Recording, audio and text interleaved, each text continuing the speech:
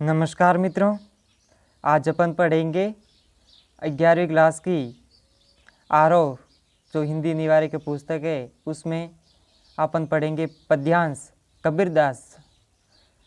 कबीरदास का जो प्रसंग दिया हुआ है वो आज अपन पढ़ेंगे। तो सबसे पहले कवि परिचय अपन जानेंगे।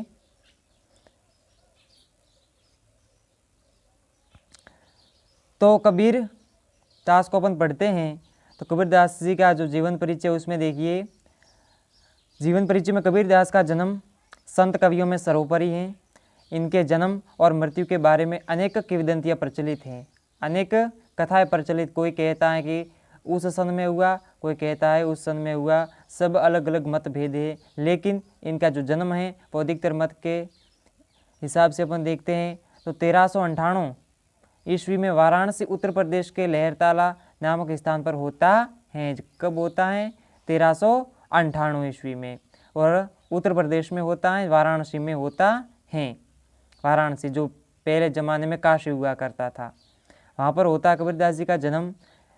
कबीरदास ने स्वयं को काशी का जुला कहा है। क्या कहा है? काशी का जुला। अब जुला कौन होता है? जो कपड़े बुनने वाला होता है, जो बुनकर होता है, उसको जुला कहते हैं। तो कबीरदास जी ने इतनी छोटी छोटी गहराइयों से काशी में रहते हुए सभी को देखा और उसको अपने काव्य में लिखा, और उसको एक जुले की भांति उसने छोटी छोटी गहराई में जाकर के अपना पूरा काम किया। इनके विधिवत साक्षर होने का कोई प्रमाण नहीं मिलता। ये पता नहीं चलता है कि वो पढ़े लिखे थे या नहीं थे। वे स्वयं वो कहते थे स्वयं कि शशि कागज छुयो नहीं, कलम गही नहीं हाथ। वो कहते थे कि कागज को छुआ नहीं और कलम में वो कभी हाथ में नहीं लिए। इन्होंने देशाटन और सत्संग से ज्ञान प्राप्त किया। देशाटन, अब जो शब्द आया है देशाटन वो होता है जहाँ देश के कोने कोने में, देश और दुनिया के कोने कोने में पहुंचकर घूम घूम करके ज्ञान को प्राप्त करना। क्या अच्छा है क्या बुरा है, उनमें से अच्छाइयों को ढूंढ ढूंढ के निकालने का काम किया, और सत्संग से भगवान का स्मरण किया, सत्संग की और अपना ज्ञान प्राप्त किया। किताबी ज्ञान के स्थान पर आँखों देखे सत्य और अनुभव को प्रमुखता दी। कबीरदास जी है ना, वो आँखों देखा वर्णन करते हैं। तो इसलिए कबीरदास की जो साखी आती है ना, तो साखी शब्द साक्षी से बनता है, और साक्षी वो होता है जिन्होंने आँखों देखा वर्णन किया हो। तो कबीरदास जी के जो पद्यांश है वो साखी इसलिए कहलाते हैं क्योंकि उन्होंने अपने जो रचना की है उसमें आँखों देखा वर्णन किया है। अब इनका जो देवासान है वो हो जाता है 1518 ईस्वी में बस्ती के निकट महग्राम में हो जाता है। अब अपन इसकी रचनाएं देखेंगे। तो रचनाओं में अपन देखते हैं कबीरदास के पदों का संग्रह बीजक कहलाता है। ये सबसे महत्वपूर्ण है बीजक। आप सप्रसंग व्याख्या भी लिखोगे तो बीजक आपने अगर लिख दिया है तो वो आपके नंबर कटने वाले नहीं है, क्योंकि कबीरदास जी का सबसे महत्वपूर्ण और बड़ा ग्रंथ है वो बीजक है, और जिसमें साखी, शबद और रमिनी ये 3 भाग संकलित हैं। तो सबसे बड़ा ग्रंथ है जिसका नाम है बीजक। ये रचनाएं हो जाएगी। इसके साहित्य परिचय की बात करें तो कबीरदास भक्तिकालीन, अब किस काल के थे? भक्त काल के, निर्गुण धारा के ज्ञानाश्री शाखा के प्रतिनिधि कवि है। इन पर नाथों, सिद्धों और सूफी संतों की बातों का प्रभाव है। वे जाति भेद, वर्ण भेद और संप्रदाय भेद के स्थान पर प्रेम, सद्भावना और समानता का समर्थन करते थे। कबीर घुमक्कड़ थे, इसलिए इनकी भाषा में उत्तर भारत की अनेक बोलियां के शब्द पाए जाते हैं। वो घुमक्कड़ थे। क्या थे? घुमक्कड़। और घुमक्कड़ वो होता है जो घूम घूम करके ज्ञान प्राप्त करता है, जो घूमता रहता, चलता रहता है। तो कबीरदास भी घूमते रहते थे, तो उनकी भाषा में विविधता पाई जाती है। वे अपनी बात को साफ एवं 2 टूक शब्दों में प्रभावी ढंग से कह देने के हिमायती थे। 2 टूक शब्दों में, कम शब्दों में बड़ी बात कहना। अपने हिंदी में अपन कहावत पढ़ते कि गागर में सागर भरना, तो गागर में सागर कबीरदास जी भरते थे। कम शब्दों में बड़ी बात कहने की कोशिश करते थे। अब आगे अपन देखते हैं इनका जो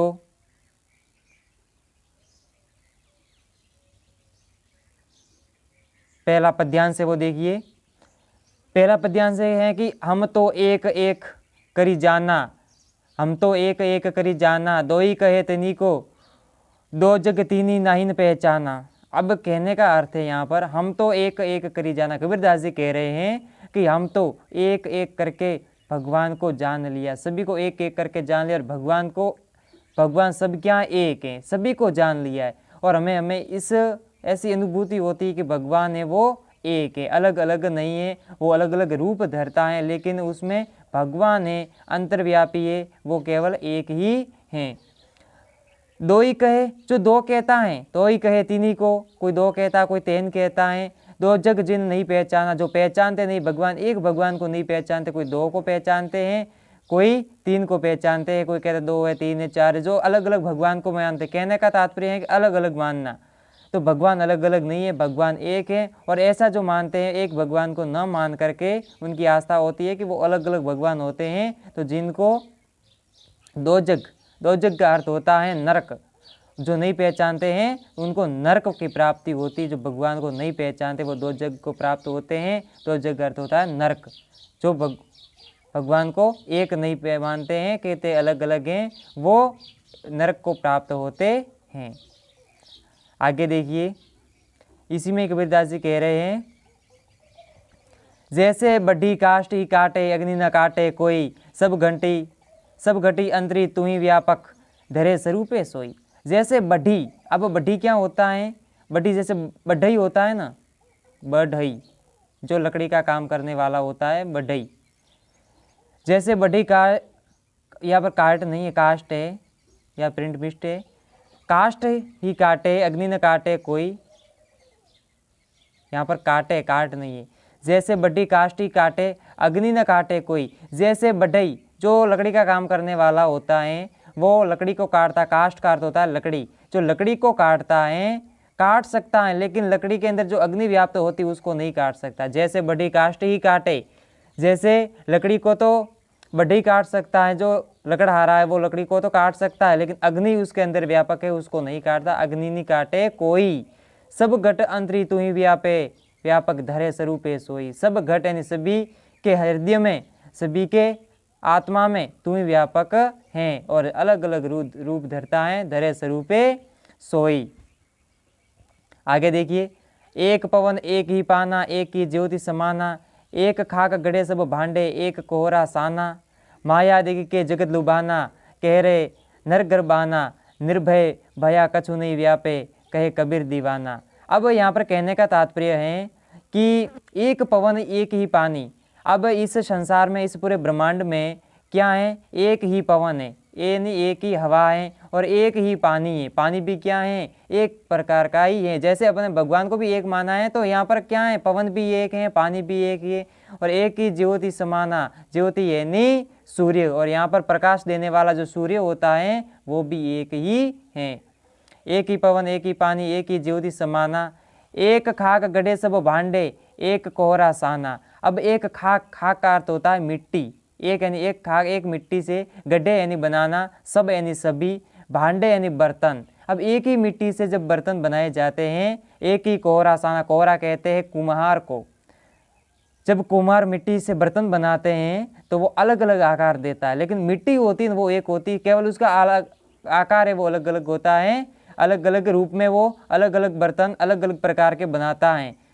तो इस प्रकार जैसे सभी, भगवान तो अलग अलग है नहीं, भगवान तो एक है, लेकिन भगवान के रूप है वो अलग अलग है। जैसे मिट्टी एक है और मिट्टी के बर्तन है, बर्तनों के प्रकार हैं वो अलग अलग है। तो अपन को कबीरदास जी ने ये उदाहरण देकर के समझाया है।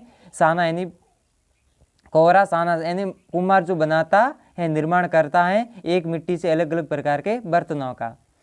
आगे देखिए, माया देखी के जगत लुभाना, कह रहे नर गर्बाना। माया देखी, अब माया को देख करके जगत यानी जो संसारी है, अपन है, वो क्या कर रहे हैं कि माया देखी, माया को देख करके, तो सब धन लाभ को देख करके क्या करता है, जगत यानी जो संसारी हैं, लुभाना यानी क्या करते हैं, लालच आ जाते। कह रहे नर गर्बाना, और ऐसे प्राप्त कर, गर्बाना यानी वो, गर्बाना का अर्थ होता है वो अपने को घमंड महसूस करते हैं कि मेरे पास में ये है, वो अपने को घमंड आ जाता है, उसमें वो गर्व करता है कि मेरे पास में ये है। माया देख करके वो लुभाता है। निर्भय भया, अब निर्भय भया कछु नहीं व्यापे, कहे कबीर दीवाना। अब जिसके अंदर निर्भय, अब किसी प्रकार का भय नहीं है, क्योंकि धन पास में नहीं है तो भय भी नहीं होगा, और कछु नहीं व्यापे, और पास में कुछ नहीं होता है, कहे कबीर दीवाना। अब कबीरदास जी ऐसे लोगों का दीवाना है, और भक्त ऐसे होते हैं, और जिसके भगवान भी ऐसे के दीवाने होते हैं। आगे देखिए, अपन बात करते हैं, इसके शब्दार्थ भी दिए हुए आप देख सकते हो। तो इसकी अपन अपने एग्जाम में व्याख्या आएगी तो अपन को इस प्रकार लिखना है। इसमें प्रसंग आएगा तो प्रसंग में अपन लिखेंगे कि प्रस्तुत पद पाठ्यपुस्तक आरोप भाग 1 में संकलित निर्गुण परंपरा के सर्वश्रेष्ठ कवि कबीर के पदों से उद्धृत हैं। इस पद में कबीर ने ही परम तत्व की सत्ता को स्वीकार किया है, जिसकी पुष्टि वे कई उदाहरणों से करते हैं। ये इसका प्रसंग हो जाएगा। और इसकी व्याख्या देखिए,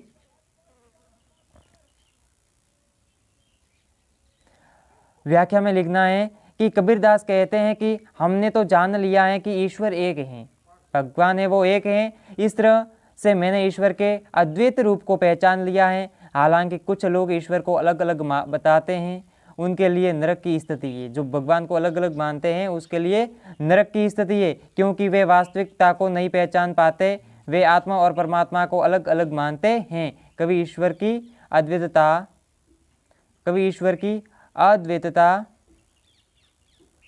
का प्रमाण देते हुए कहते हैं कि संसार है वो क्या है, संसार में एक जैसी हवा है, हवा एक जैसी है, एक जैसा पानी तथा एक ही प्रकाश में सब में समाया हुआ है। कुम्हार भी एक ही तरह की मिट्टी से सब बर्तन बनाता है, भले ही बर्तनों का आकार प्रकार अलग अलग हो। बढ़ई लकड़ी को तो काट सकता है, परंतु आग को नहीं काट सकता है। उसके अंदर जो आग होती है उसको नहीं काट सकता है। इसी प्रकार शरीर नष्ट हो जाता है, परंतु उसमें व्याप्त आत्मा सदैव रहती है, क्योंकि आत्मा तो आपको पता है अजर और अमर होती है, आत्मा कभी मरने वाली नहीं है।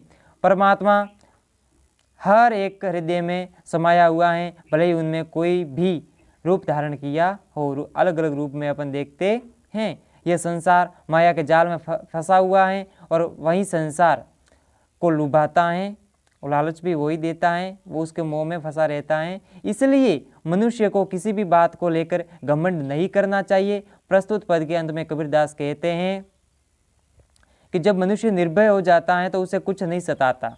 जब वो उसको भय नहीं रहता, निर्भय हो जाता है तो उसको कोई नहीं सताता है। कबीर भी अब निर्भय हो गया तथा ईश्वर का दीवाना हो गया है, फिर बाद में वो निर्भय हो जाता है। तो इसमें अपन को कुछ सप्रसंग व्याख्या लिखने के बाद में प्रसंग लिख दिया, व्याख्या लिख दी, तो उसके बाद में अपन को तो उसमें से थोड़ा व्याकरण की दृष्टि से अपन को विशेष थोड़ा 2-4 लाइनें लिखनी होती है। तो उसमें अपन विशेष में देखिए, तो पहली लाइन में है कि कबीर ने आत्मा और परमात्मा को एक बताया है। क्या बताया है? एक। उन्होंने मोह माया व गर्व की व्यर्थता पर प्रकाश डाला है। एक एक में यमक अलंकार है, क्योंकि एक एक में यमक अलंकार है। एक जब एक एक शब्द की आवृत्ति होती है और प्रत्येक बार उसका अर्थ अलग अलग होता है, तो वो वहाँ पर यमक अलंकार होता है। खाक और कोहरा में रूपकता शोक्ति अलंकार है। 5वें नंबर पर अपन पढ़ेंगे अनुप्रस्थ अलंकार की छठा दृष्टिय है। सदुक्कड़ी भाषा है। उदाहरण अलंकार है, क्योंकि कबीरदास ने उदाहरण देकर के भी समझाया है। पद में ज्ञता व संगीतात्मकता है। इसको अपन संगीत के साथ में गा भी सकते हैं, इसको पढ़ने के साथ साथ में लय के साथ में इसको गा भी सकते हैं।